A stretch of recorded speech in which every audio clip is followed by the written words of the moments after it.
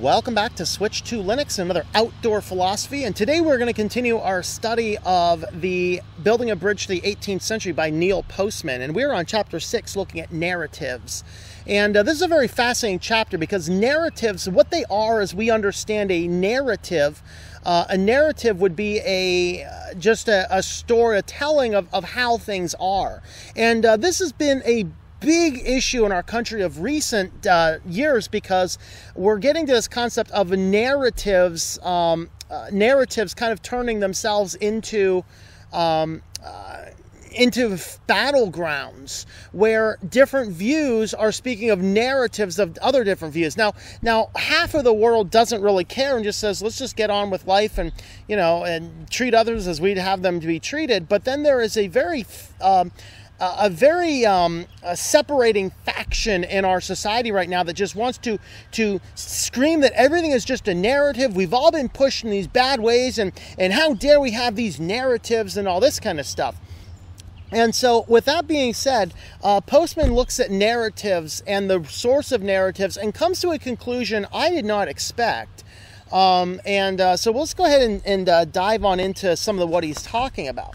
So the first place he starts with a narrative is a great place. It's the question of morality. What is morality? Of course, morality is do we have morals? Do we have scruples? Do we understand the best way to live things out? Do we is it moral or amoral to go steal? Most of us would agree stealing is wrong.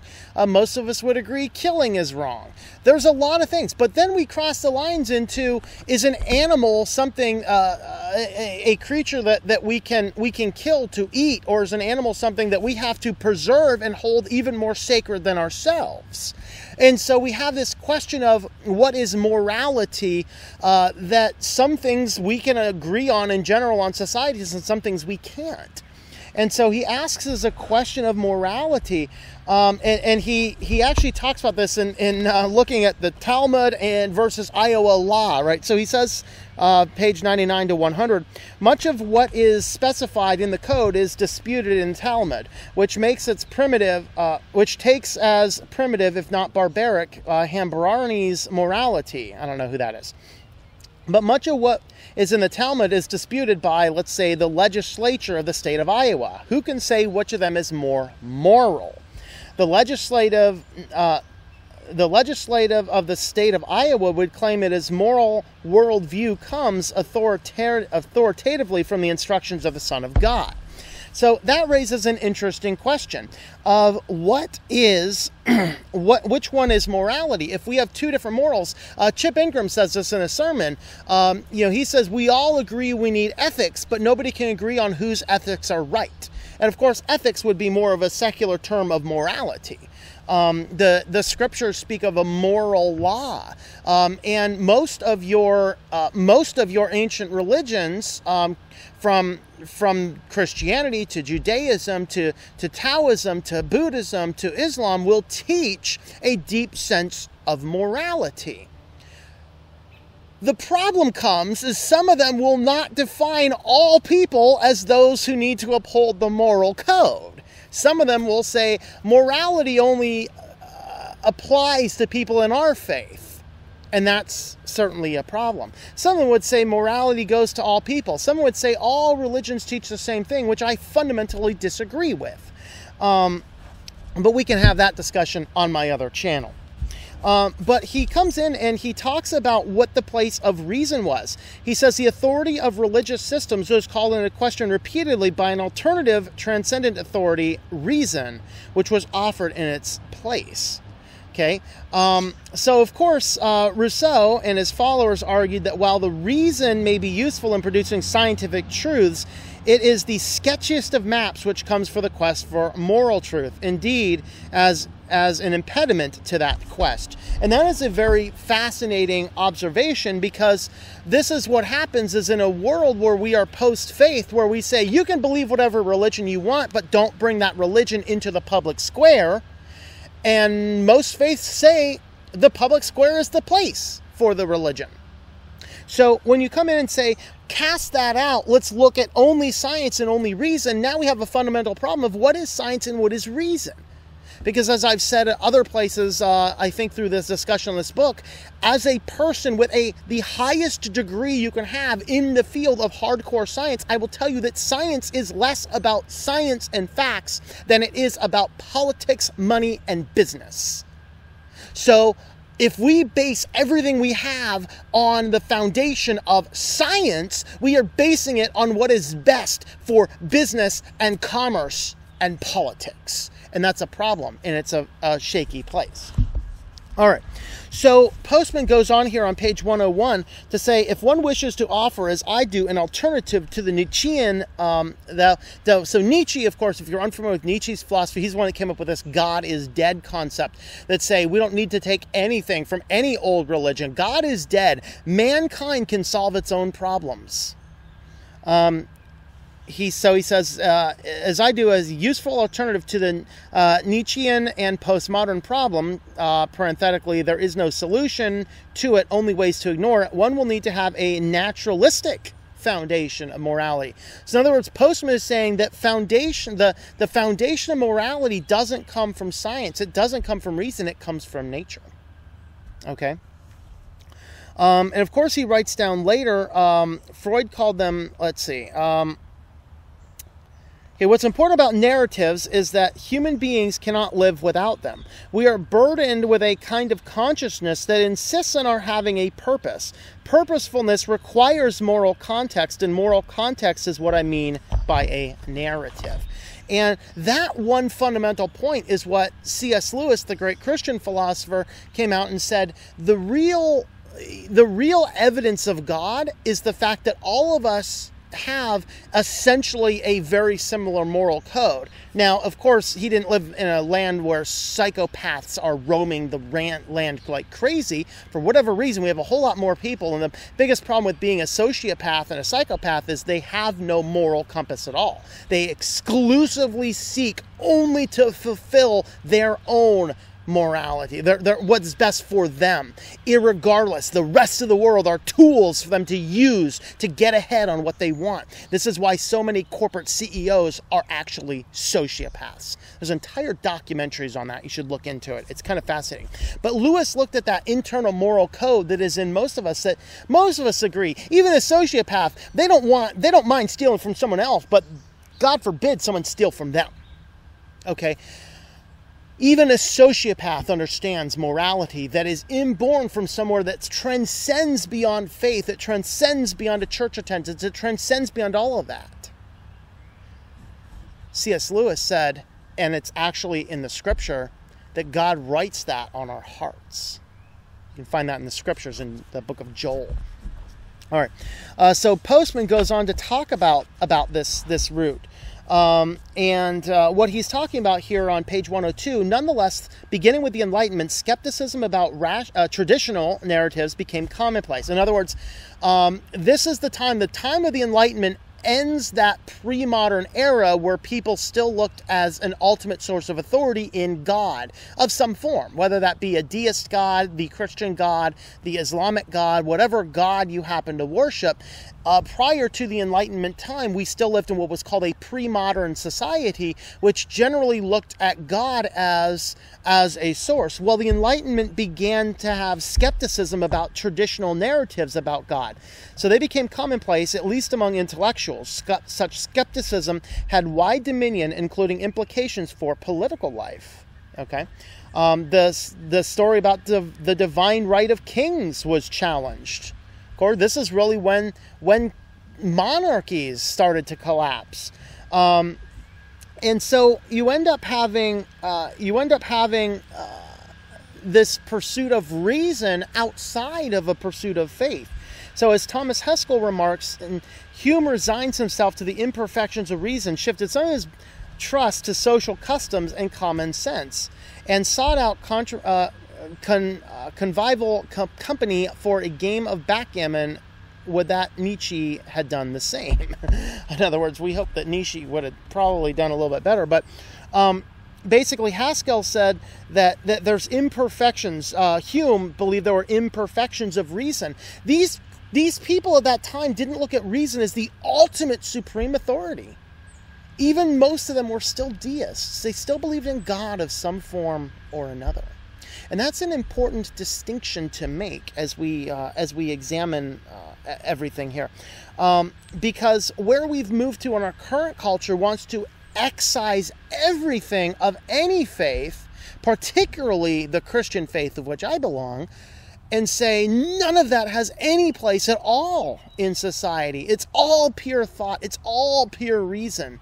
But even then, they openly reject scientific truths, the most basic of scientific truths that cannot be questioned or challenged. All right? And then Postman gets into the concept of what he calls philosophies, and I think I'm pronouncing that right.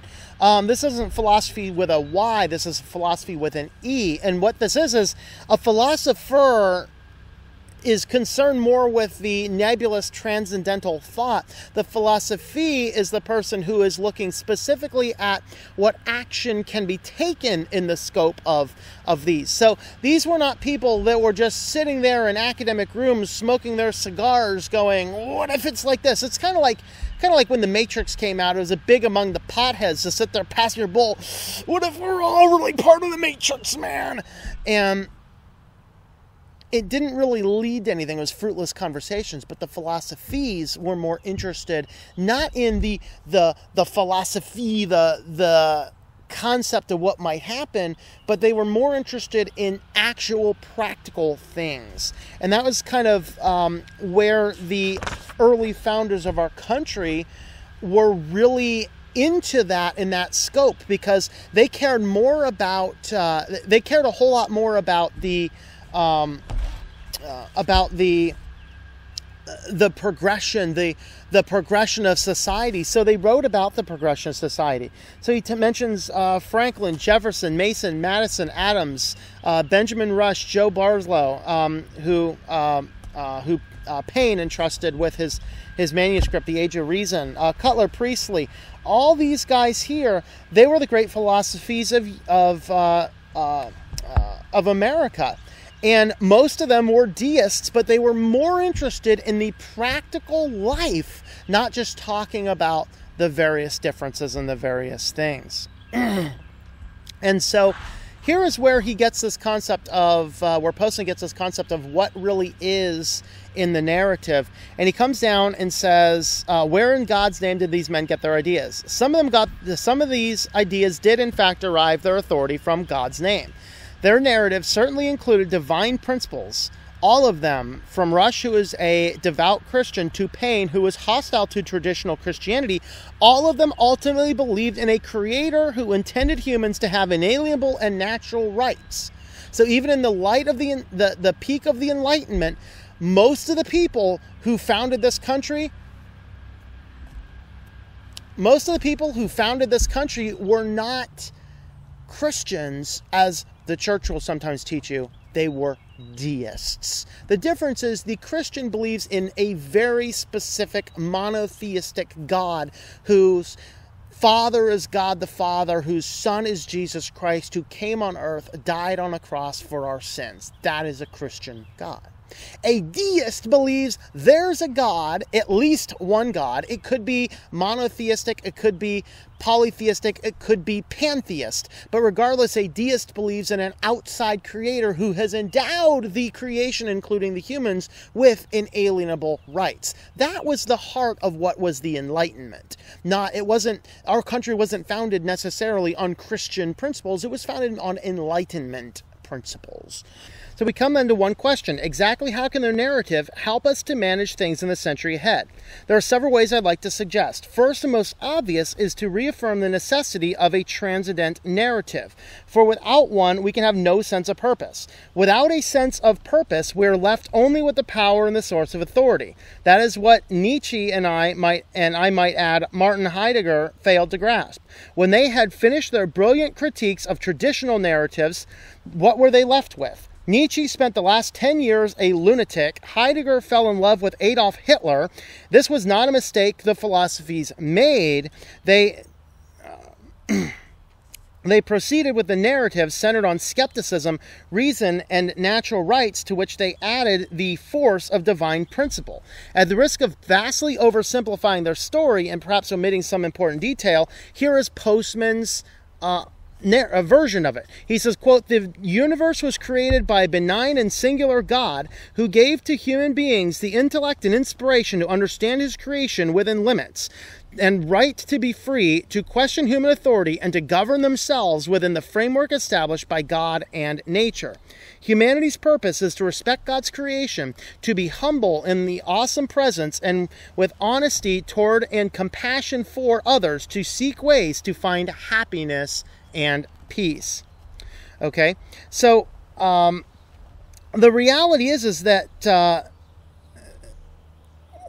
all of these people of the Enlightenment period of time, they believed in some outside transcendental God. The difference between transcendental and immanent, of course, is that immanence means close by. Transcendental means out there somewhere. And so what he's saying is that it was we need to bring in some form of transcendentalness. So he says, doesn't matter if our story is true. And so then we get into this issue of what is truth? What does it mean to be true? And this is kind of a difficult question that is difficult to pin down, because as far as what is fundamentally in our belief, faith, as what is true, what is not true, that's kind of hard to measure. In my faith, I believe that believing in God is a gift from God.